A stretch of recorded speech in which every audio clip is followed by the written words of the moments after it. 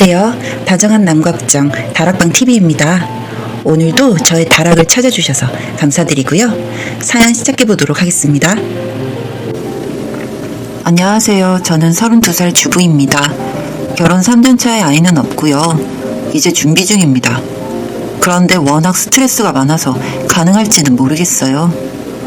저에게는 당연히 시부모님이 계십니다. 결혼 당시에는 두 분 다 계셨는데 시아버지는 재작년 1월에 돌아가셨고 78세로 돌아가셨습니다. 시어머니는 올해 64세로 시아버지와는 딸을 한 명씩 데리고 결혼하셨고 형님들의 나이는 모두 50을 향해 가고 계세요. 두 분이 재혼하셔서 현재 저희 남편을 낳으셨고요. 시누이들과 남편과의 사이도 완만한 편이고 저에게도 잘해주시고 해서 큰 문제는 없었습니다. 하긴 시어머니 스트레스만 해도 장난 아닌데 시누이 스트레스까지 있었다면 지금까지 결혼생활 이어오진 못했을 겁니다. 저와 남편은 둘이 불같은 사랑으로 만난 지 한 달 만에 날을 잡고 6개월 만에 결혼에 골인했습니다. 그때는 모든 게 안 보이더라고요. 사람들의 만류에도 불구하고 이 사람이면 뭐든지 할 수 있을 줄 알았습니다. 남편은 지극히 효자의 긍정적인 마인드에 정말 순에 빠진 착한 사람이었습니다. 일도 열심히 하고요. 효자라는 부분이 걸리긴 했지만 그래도 불효하는 막대 먹은 인간보다야 낫다고 생각했고 또 사람 됨됨이가 괜찮았기에 결혼을 결심했습니다. 그렇게 결혼식을 올렸고요. 모든 결혼을 앞둔 여자들의 착각이 결혼하고 나서도 행복하겠거니겠죠?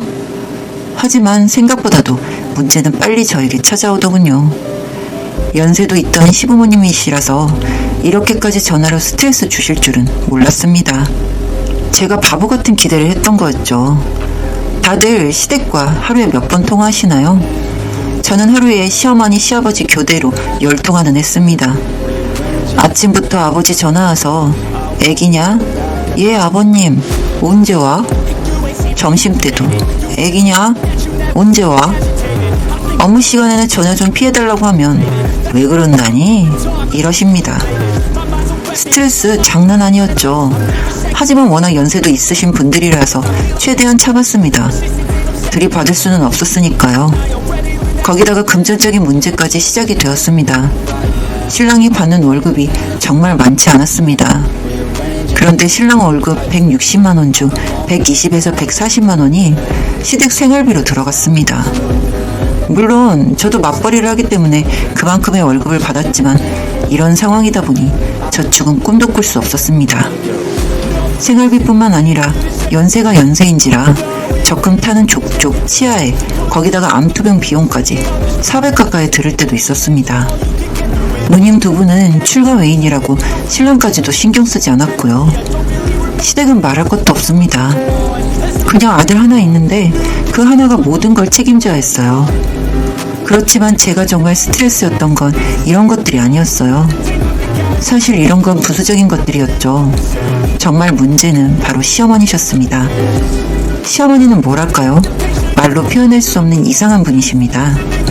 이미 동네에서는 소문이 자자하신 분이었죠. 그러다 보니 남편의 친척들은 이미 시어머니에게 등을 돌린 상태였어요. 왜냐고요? 정말 사람을 질리게 하거든요. 그리 잘난 것도 없으신 분이 잘난 척에 아는 척에 오만 훈계질은 다 하고 계셨으니까요. 제가 정말 이해가 안 됐던 게 저희 시어머니의 주특기입니다. 이분 주특기가 식당 같은 곳에서 밥을 먹고 있으면 저랑 대화하는 게 아니라 옆에 테이블 귀 기울이고 있다가 참견하기입니다. 왜 옆 테이블에 신경을 쓰는 걸까요? 그 내용이라도 좋은 거면 말을 안 합니다. 완전 싸움 거는 느낌이에요. 제가 다 민망해져서 대신 사과드리고 그 자리를 피합니다. 몇 번 그런 일이 있으므론 절대 식당에 가서 식사하지 않습니다. 먹는 것 같지도 않고 체해서 며칠을 고생하거든요. 두 번째 주특기는 시장 등 마트 등 가서 장사하는 사람들 윽박 지르면서 이게 뭐냐고 싱싱치 않다고 이걸 사람 먹으라고 파느냐는 무한주기입니다. 아니 별로면 안 사면 되는 거 아닌가요? 살 것도 아니면서 오만 물건들을 보면서 시비를 거는데 정말 얼굴이 다 화끈거릴 지경입니다. 그런데 워낙 그러고 다니셔서 그런지 시장 상인분들은 듣는 채도 안 하세요. 저 여자 또 와서 지랄이네 이런 느낌으로 개무시하시죠. 손은 또 얼마나 크신지 시아버지 돌아가시고 제사 음식 장만한다고 40만원어치를 사는 겁니다. 3명 먹는데 말이죠. 용돈 떨어지면 따박따박 신랑 사무실 가서 돈 달라고 하고 좀 아껴 쓰는 게 어떨까요? 라고 말하면 잘난 체 하시며 난 돈 쓰는 거 없다. 사건이 한번 일어났습니다. 물론 지금까지 홀 시어머니와는 연락 자체를 안 합니다. 이번 명절에 신랑과 저 시어머니가 장을 보게 되었죠. 시아버지 제사도 지내야 하고 여튼 시장을 갔습니다. 셋이 지낼 거니 고기도 조금, 형식적으로 몇 가지는 좀 빼고 하면 좀 좋습니까? 과자만 5가지를 사는 겁니다. 오강 사탕에 무슨 비스켓에 아버지가 요구르트 좋아하셨다고 요구르트도 2줄 사시고 너무 힘들었습니다. 다달이 용돈 30만원에 생활비, 비대 임대료, 정수기 임대료, 병원비, 가스료, 전기료를 내는 저는 정말 그때마다 숨이 막힙니다. 시장 볼 때마다 혼자 사시는데 왜 간장은 제일 큰 걸 사고 밀가루는 왜 10kg를 사고 국수는 왜 20봉을 사는지, 곰팡이에 개미에 쌀벌레에 시댁은 정말 앉아있기도 힘들 정도입니다. 단 하나를 못 버리십니다. 뿐만 아니라 저희 동네에서는 그 망할 푸드뱅크가 사람 농락합니다. 노인들에게 하루 이틀 남은 음료며 진한 음식 등을 선심 쓰듯 박스째 줍니다. 그걸 또 다른 사람들 주고 민망해 죽겠습니다. 날짜 지난 걸. 신랑은 그런 시어머니를 보더니 도저히 엄마랑 못 있겠다고 집에 가자는 거 명절이니까 있어야 한다며 억지로 붙잡아 두었습니다. 점심에 두부를 만들으셨는데 그것도 잘난 척 하려고 만드셨습니다. 너 이런 거 봤니? 엄마는 이런 것도 한다 이러시면서요.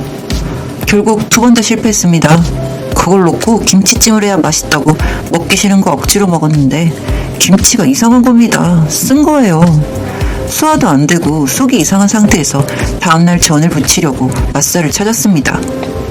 냉장고에 분평 1kg짜리 커다란 맛살을 봐놓은지라 맛살 좀 주세요 했더니 냉동실 것부터 쓰자는 겁니다. 그럼 주세요 했더니 2017년산입니다.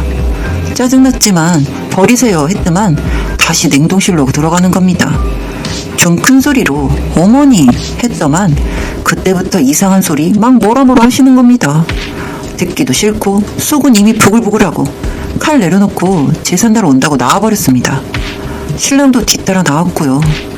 뒤통수에 겁나 시끄러웠습니다. 다시는 안 본다는 둥, 인연 끊는다는 둥, 스트레스가 머리 끝까지 손이 바들바들 떨렸습니다. 그날 저녁 탈이 났습니다. 다음날 새벽 피를 토하기 시작하더니 6시간 동안 피를 토하는 겁니다. 신랑과 병원을 부랴부랴 가서 응급실에서 잠자는 주사 맞고 토하는 거 멈췄습니다. 조그만 미란성 위험이 있는데 피 토할 만큼은 아니라는 겁니다. 스트레스가 원인이랍니다. 어머니 냉장고는 쓰레기 냉장고입니다. 냉장고 안에 10년은 계속 우겨넣은 음식물이 있습니다. 냉장고 냄새가 너무 역겹습니다. 시댁에서 뭘 못 먹겠습니다. 지옥입니다. 신랑이 입원해 있는 동안 시어머니께 저 쓰레기 버리기 전에 제 얼굴 볼 생각 말라고 해서 지금까지 가지 않고 있습니다. 신경 안 써서 편하긴 하지만 마음은 좀 그렇습니다. 결혼 후 틈만 나면 저희 부모님께 전화해서 교육이 어떻다는 둥 따따붙다 하루 5통화 이상 그러셨던 분. 결혼 전 시어머니 입원하셨을 때 우리 친정엄마가 반찬 가져다 줬는데 앞에다가는 아이고 사돈 어르신 하던 분이 뒤에서는 이런 돼지 개나 먹으라는 거냐고 하시면서 욕하는 이중인격자. 하지만 시아버지 돌아가시고 날개가 부러졌습니다. 따따붙다 안 하십니다.